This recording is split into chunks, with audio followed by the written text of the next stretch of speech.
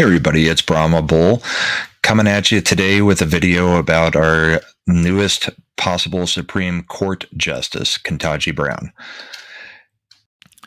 Ketanji Brown Jackson's Supreme Court nomination is about to be voted on in the Senate. The Democrats have put forth a candidate who at first glance looks like she has the qualifications and history for SCOTUS, but on further review, if you haven't been paying attention outside of her famous "I'm not a biologist" line, she has absolutely disqualified herself with her past rulings and her own words. The Dems are about to hoist upon us another activist judge who does not believe in the core principles of the founders, the Constitution, or foundation of law. Our first article looks into her response to Ted Cruz as he asked two simple questions. Please explain in your own words the theory prevalent among members of the Founding Fathers generation that humans possess natural rights that are inherent or inalienable. Do you hold a position on whether individuals possess natural rights, yes or no? Let's read through a portion of the article to refresh everyone's memory on what natural rights are and why the idea is important. This is by Terrence P. Jeffrey, Judge Ketanji Brown Jackson, and Alienable Rights.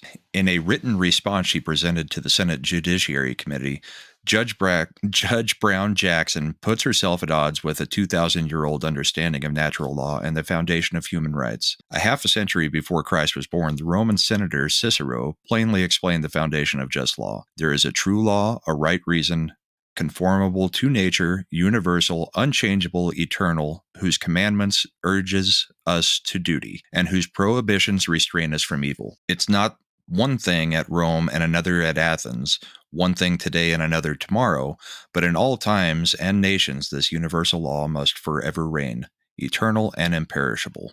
Almost 1900 years later, Thomas Jefferson, the primary author of the Declaration of Independence, sent a letter to Henry Lee citing Cicero as one of the inspirations for that document. In the Declaration, Jefferson invoked the laws of nature and nature's God, and noted that all men have unalienable rights. We hold these truths to be self-evident, that all men are created equal, that they are endowed by their Creator with certain unalienable rights, that amongst these are life, liberty, and the pursuit of happiness, said the Declaration. This brings us to Senator Ted Cruz's question. It was a set of written questions that the first question he asked was, please explain in your own words the theory prevalent among members of the Founding Fathers generation that humans possess natural rights that are inherent or inalienable. Jackson responded in writing, the theory that humans possess inherent or inalienable rights is reflected in the Declaration of Independence. That was her answer, that it was in the Declaration, or reflected in the Declaration. The next question he asked, do you hold a position on whether individuals possess natural rights, yes or no? Jackson responded in writing, I do not hold a position on whether individuals possess natural rights. So it appears she does not agree with the foundational principle of the Declaration of Independence. Cicero, the Founding Fathers, and King, as in Martin Luther King, clearly had a different idea. As you can see from her answers, she neither agrees with or apparently understands the concept of natural rights. This should be no surprise to those of us on the right. The left has been seeking to convert everyone to the idea that there are new rights made up every day, and that those rights come not from our Creator, but from the federal government. While it isn't a surprise that a leftist judge thinks this way, it is disqualifying. The next article should chill all of us to the bone. Jackson has a history of lenient sentencing towards those caught with indecent material involving children.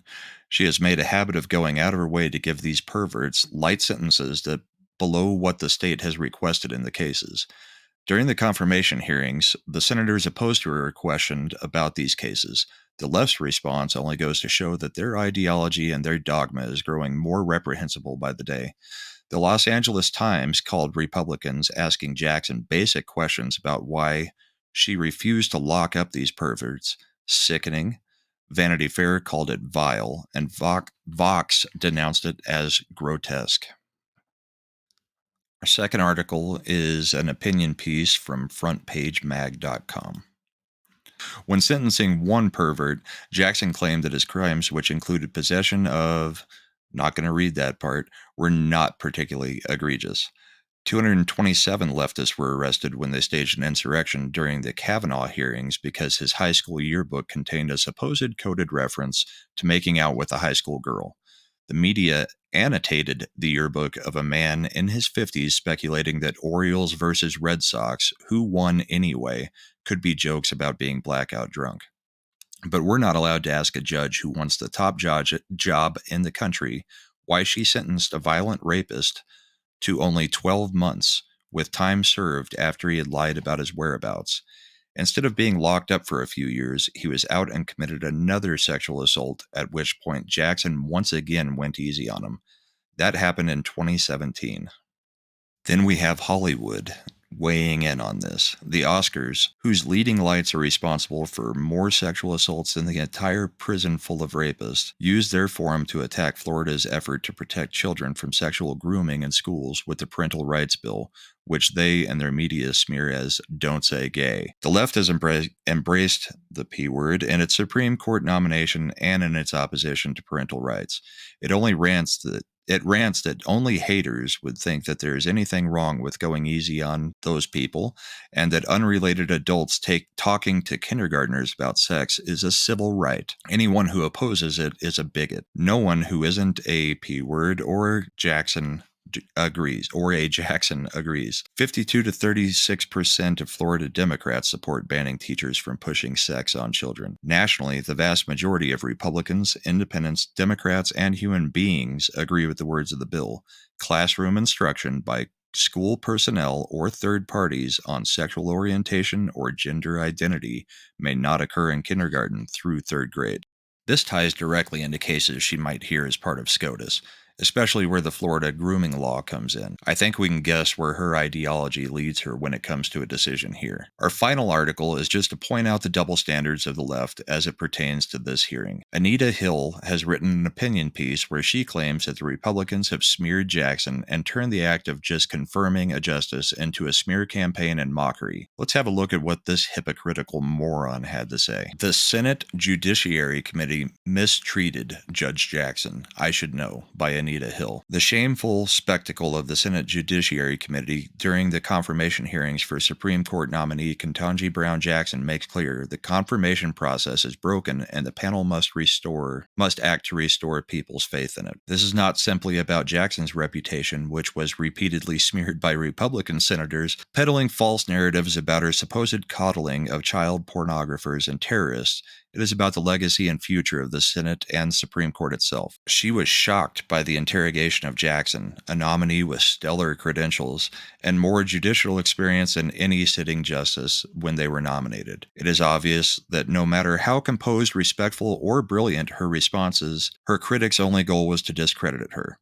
It shouldn't be this way. It doesn't have to. The committee should adopt and enforce standards such as those that exist for taking testimony in federal court proceedings. Gotcha questions like how to define a woman asked by Tennessee Senator Marsha Blackburn have no place in the hearing room. The same is true of Ted Cruz's focus on how critical race theory is supposedly being taught in the private school on whose board Jackson sits. Women are vulnerable to sexist campaigns aimed at undermining their intelligence and integrity, and women of color must overcome both sexism and racism that it is called into play. At no point during this article does she bring up anything that happened during the confirmation hearings for Barrett or Kavanaugh, which is telling because those were actual smear campaigns. Somebody being accused of rape 30, 40 years ago and having absolutely no evidence to back that up. Yet, if you ask her if she gave lenient sentences to child pornographers,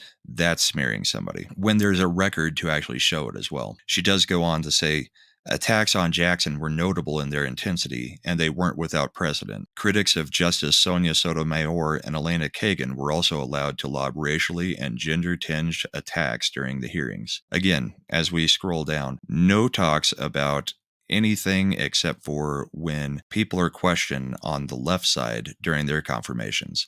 There's no talk about Joe Biden trying to absolutely destroy Clarence Thomas. There's no talks, again, about Barrett or Kavanaugh. The left has, in the last 2 years, managed to destroy a booming economy, create record inflation and gas prices, while former Vice President Biden keeps mumbling and bumbling about bringing us closer to war with his ill-advised rants about the conflict in Ukraine. At the same time, he's weakening our military. Now they want us to accept yet again that their love is love mantra has no limits, and they are appointing a justice that is going to back that up. Thanks for checking out this video. If you're still here, please hit the share button, the like button, and most importantly right now, the subscribe button. If you like what I do, please check me out on Yelling at Parked Cars on Monday nights on Comics Division's channel. I'm also on Tuesdays with Supreme Heretic and United Resistance. Thank you for all your support. Cheers.